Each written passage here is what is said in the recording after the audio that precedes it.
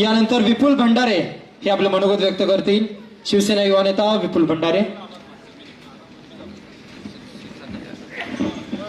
छत्रपती शिवाजी महाराज की जय भवानी। जरा अजून जोरात आवाज येऊ दे, म्हणजे हा आवाज त्या महापालिकेच्या सभागृहापर्यंत पोहोचला पाहिजे। छत्रपती शिवाजी महाराज की जय भवानी। नमो पार्वती पतये हर हर महादेव। महाराष्ट्राचं कुलदैवत छत्रपती शिवाजी महाराज, राजे धर्मवीर छत्रपती संभाजी महाराज, राजर्षी छत्रपती शाहू महाराज, डॉक्टर बाबासाहेब आंबेडकर, महात्मा ज्योतिबा फुले, लोकशाहीर अण्णाभाऊ साठे, हिंदू हृदय सम्राट शिवसेना प्रमुख सरसेनापती श्रीमान बाळासाहेब ठाकरे, धर्मवीर आनंद दिघे साहेब यांना वंदन करून आणि या राज्याचे लोकप्रिय मुख्यमंत्री आदरणीय देवेंद्रजी फडणवीस साहेब आणि महाराष्ट्र राज्यातील 13 कोटी जनतेच्या मनातले मुख्यमंत्री आदरणीय एकनाथजी शिंदे साहेब, राज्यसभेचे खासदार मुन्नाजी महाडिक साहेब आणि आपल्या कोल्हापूर शहराचे लाडके आमदार आदरणीय राजेशजी क्षीरसागर साहेब, या सर्वांना अभिवादन करून आज खऱ्या अर्थानं होऊ घातलेल्या या महापालिकेच्या निवडणुकीच्या निमित्ताने मी एवढंच सांगतो, कोल्हापुर महानगरपालिका चोला पहने आई है, गली गली कोल्हापुर की मेरी वृंदावन कहलाई है, कह रही है धरती कह रहा है गगन, एक ही गीत दोहराया है, गर्व से कहो हम हिंदू है, हिंदुस्तान हमारा है। खऱ्या अर्थानं हे महायुतीचं सरकार देणारं सरकार आहे, घेणारं सरकार नव्हे। आजपर्यंत काँग्रेसनं योजना आणल्या मी नाही असं म्हणणार नाही, परंतु योजना आणल्या त्या योजना त्या ज्या स्टेजवरून सांगितल्या गेल्या त्या स्टेज पुरत्याच राहिल्या, त्या जनतेपर्यंत कधी पोहोचल्याच नाही। महायुतीनं आजपर्यंत जेवढ्या योजना या महाराष्ट्रातील जनतेसाठी आणल्या त्या जनतेपर्यंत पोहोचवण्याचं काम या महायुतीच्या सरकारने केलेलं आहे आणि याचे साक्षीदार तुम्ही आम्ही सर्वजण। खऱ्या अर्थानं तुम्ही बघितलं का कोल्हापूरमध्ये एवढ्या मोठ्या प्रमाणात कधी विकास झालाय का? तर कधीही झालेला नाही। हे महायुतीचं सरकार जेव्हा या कोल्हापूरमध्ये आलं, आमदार क्षीरसागर साहेबांच्या माध्यमातून, खासदार मुन्ना महाडिक साहेबांच्या माध्यमातून जे काही या कोल्हापूरमध्ये विकासाची कामं चालू आहेत, विकासाची गंगा या कोल्हापूरमध्ये आलेली आहे, केवळ आणि केवळ महायुतीच्या सरकारमुळे आलेली आहे। काय की तुम्ही आश्चर्यचकित असाल की माझा आवाज कसा काय ठीक झाला।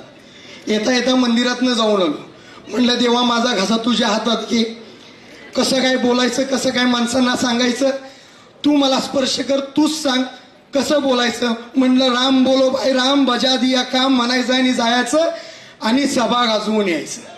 आज आमदार क्षीरसागर साहेबांनी दिलेली जबाबदारी आजपर्यंत या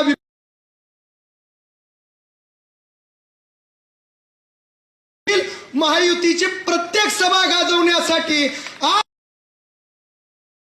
तिच्या रणांगणामध्ये शड्डू ठोकलेला आहे। हे खऱ्या अर्थाने मी आज या ठिकाणी स्पष्ट सांगतो।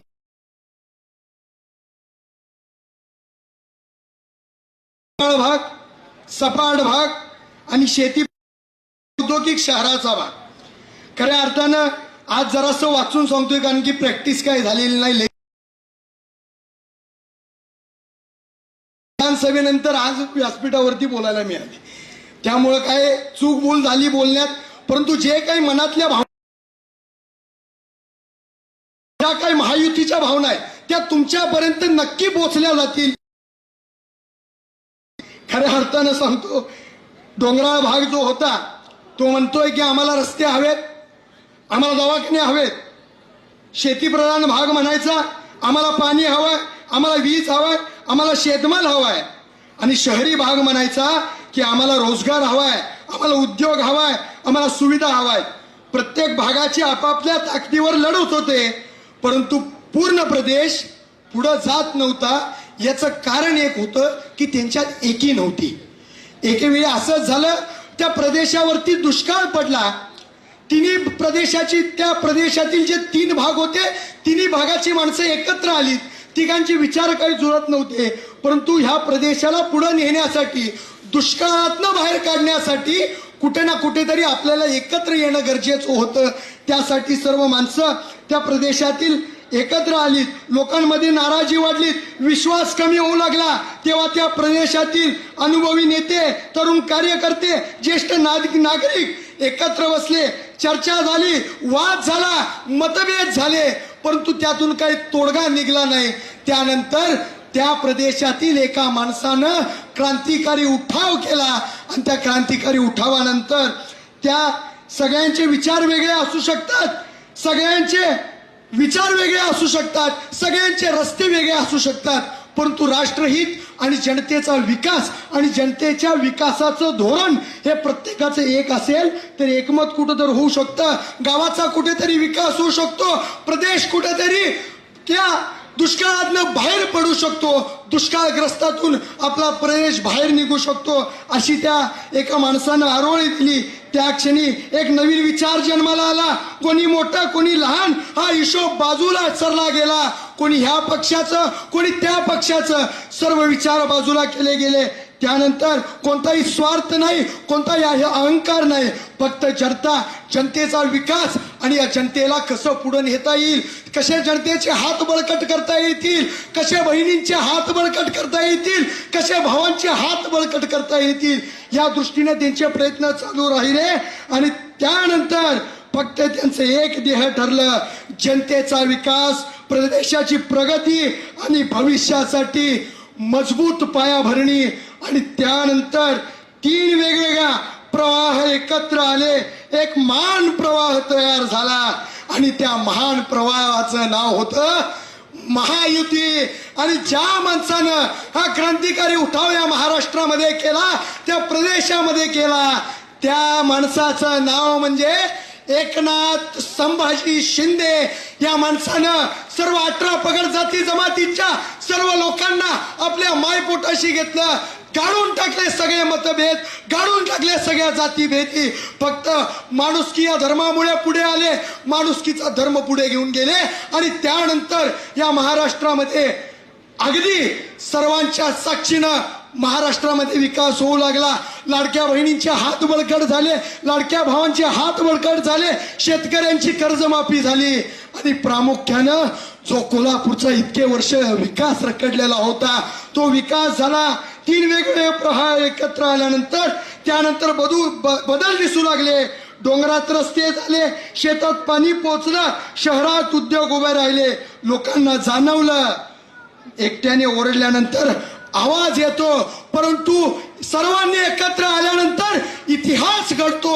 आणि एकट्यानं पहिला कुणीतरी एकट्यानं उठाव करावा लागतो आणि त्या उठावानंतर क्रांती घडते. आणि ती क्रांती ही ऐतिहासिक क्रांती या महाराष्ट्रामध्ये घडलेली आहे. आणि याचे साक्षीदार तुम्ही आम्ही सर्वजण. खऱ्या अर्थानं जाता जाता एवढंच सांगतो, तुम्हाला शपथ देतो, शपथ. कोटि कोटि हिंदुस्तानी का दौर उठाकर मांगेंगे, सौगंध छत्रपति की खाते है कि भगवा ध्वज लहराएंगे. जिस धरती पर जन्म लिया छत्रपति शिवाजी महाराज ने, उस धरती को हम हमारी माँ कहलाएंगे. अगर उठे उसमें किसका भी हाथ तो उसके हाथ काट दिए जाएंगे. सौगंध छत्रपति की खाते है कि भगवा ध्वज लहराएंगे. शेवटला जाता जाता फक्त एवढंच बोलतो, तंबू भी लगा देंगे तो लगा देंगे धूमधाम से, बम्बू भी लगा देंगे तो लगा देंगे धूमधाम से, और कोल्हापुर महानगर पालिका पे भगवा भी लहरा देंगे तो लहरा देंगे धूमधाम से. आजच्या या सभेच्या निमित्तानं एवढंच बोलतो आणि तेच थांबतो. जय हिंद, जय महाराष्ट्र.